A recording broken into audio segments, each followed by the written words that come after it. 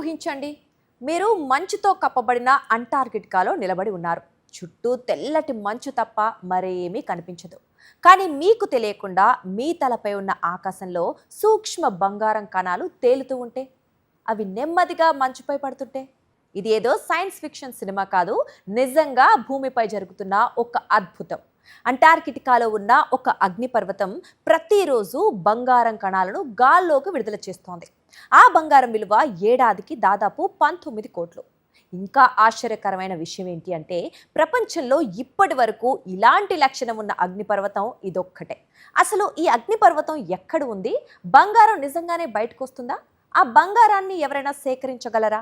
శాస్త్రవేత్తలు ఇప్పటికీ ఛేదించలేకపోతున్న రహస్యం ఏంటి? ఇవన్నీ ఇప్పుడు తెలుసుకుందాం. మౌంట్ ఎరెబస్ మంచు ఖండంలో మండుతున్న అగ్నిపర్వతం. అంటార్కిటికా అంటే మనకు గుర్తొచ్చేది అంతులేని మంచు, -డిగ్రీల ఉష్ణోగ్రతలు, పెంగ్విన్లు. కానీ అదే మంచు ఖండంలో ఒక భారీ అగ్నిపర్వతం నిరంతరం మండుతూనే ఉంది. దాని పేరే మౌంట్ ఎరెబస్.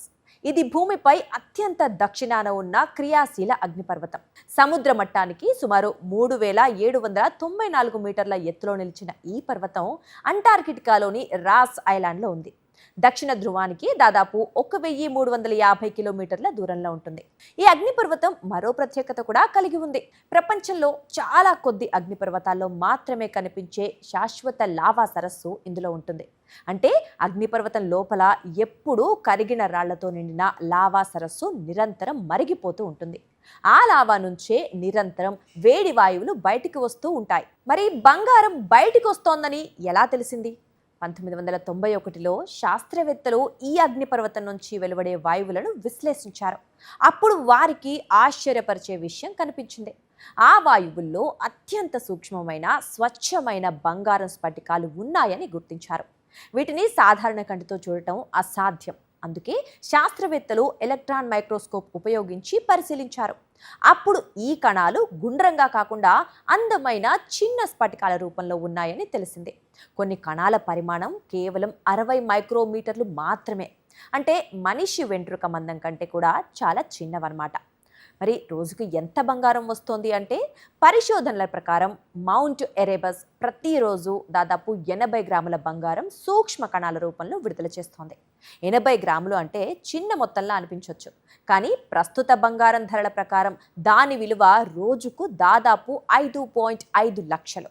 అంటే ఒక నెలలో కోట్ల రూపాయలు. ఏడాదికి సుమారు 18.9 కోట్ల విలువైన బంగారం గాల్లోకి వెళ్తోంది. అయితే ఇక్కడ ఒక చిన్న విషయం గుర్తుంచుకోవాలి. ఇది బంగారు బిస్కెట్లు కాదు, బంగారు నగలు కాదు, కంటికి కూడా కనిపించని సూక్ష్మ స్ఫటికాలు మాత్రమే. ఆ బంగారం ఎక్కడికి వెళ్తోంది అంటే, ఈ బంగారం అగ్నిపర్వతం పైనే పడిపోదు. వేడి వాయువులతో కలిసి వేల మీటర్ల ఎత్తుకు ఎగిరిపోతుంది. బలమైన గాలుల కారణంగా దాదాపు 1000 కిలోమీటర్ల దూరం వరకు ప్రయాణిస్తుంది. చివరికి అంటార్కిటికా మంచుపై నెమ్మదిగా పేరుకుపోతుంది. అంటే అక్కడి మంచులో సూక్ష్మ స్థాయిలో బంగారం కణాలు కలిసిపోతూ ఉంటాయి.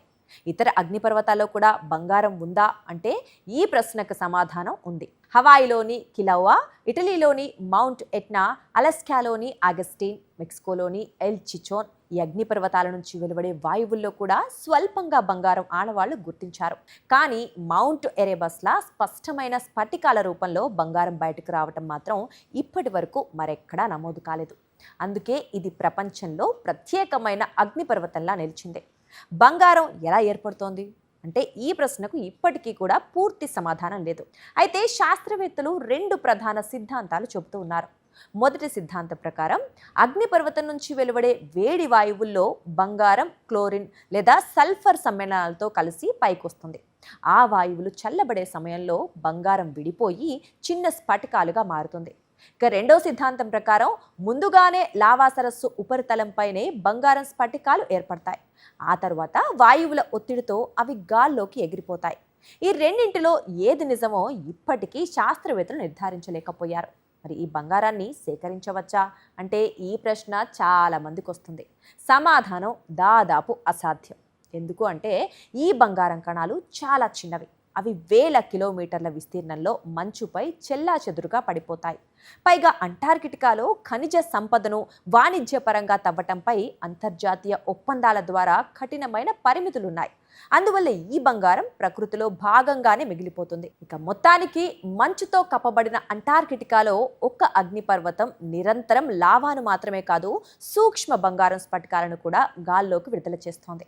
ప్రతి ఏడాది దాదాపు 19 కోట్ల రూపాయల విలువైన బంగారం వాతావరణంలో కలిసిపోతున్నప్పటికీ దాన్ని ఎవరూ సేకరించలేరు. ఇక అంతకన్నా ఆశ్చర్యకరమైన విషయం ఏంటి అంటే, ఈ ప్రక్రియ అసలు ఎలా జరుగుతోందో శాస్త్రవేత్తలకు ఇప్పటికీ పూర్తిగా తెలియదు.